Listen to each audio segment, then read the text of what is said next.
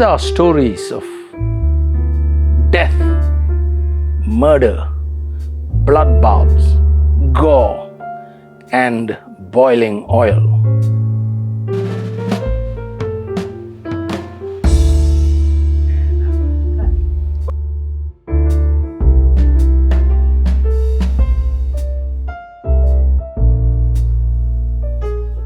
Look at this writing. This is a writing of a man called V.R.K. Kasinathan. Look at the beauty of it, the trouble he has taken of it. Goodness. Look at that. It's old-fashioned Tamil, you know. That's my dad for you.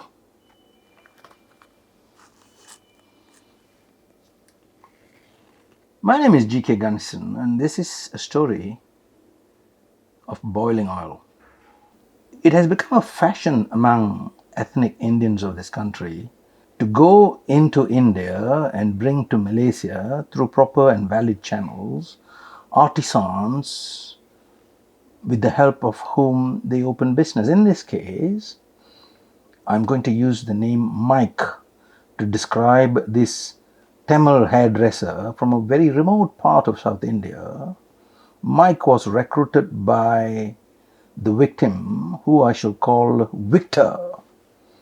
V stands for Victor, V stands for victim. So Victor had gone off to India and he had recruited Mike, who was a very good hairdresser, and Victor promised him that Malaysia was a land flowing with honey and gold, and brought him and chucked him in a disused part of Kampung Jawa Klang.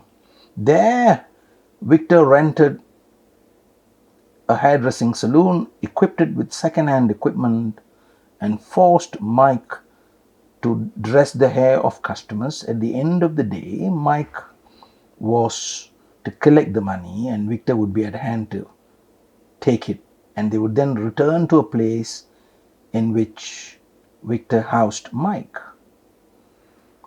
Mike would then, at about 9 o'clock at night, have to cook for Victor, and Victor would eat. And when Victor had satiated himself with food and had been plied with whiskey and drinks and beer, he would then go off to sleep. He would beat Mike every day. He would beat him in the shop. He would beat him during lunch.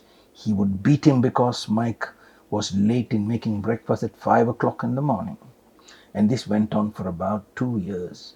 There came a time when Mike Harris hassled, hounded, couldn't take it anymore, when one night Victor came back and demanded to be fed fried chicken at 2 in the morning. Mike rose, cooked for him, and after eating the food, Mike happened to look in the direction of Victor, and Victor asked him, "Why are you staring at me? Are you challenging me?" And he gave a beating to Mike within an inch of his life. When Victor had gone to sleep and began to snore soundly, Mike, in a moment of anger and frustration, boiled a large cauldron of coconut oil, and when it had come to boil, covered his hands with cloth and rags, carried the cauldron and poured it on the sleeping form of Victor. Victor rose screaming and tried to take a chopper to kill Mike. Mike fled and hid in different parts of Kampung Jawa. Eventually he was caught hiding in a dog house. He was arrested. He was charged for the murder of Victor, who had by that time succumbed to the injuries. So when the matter came for trial, no lawyer could be found for this very, very poor man. A phone call was made.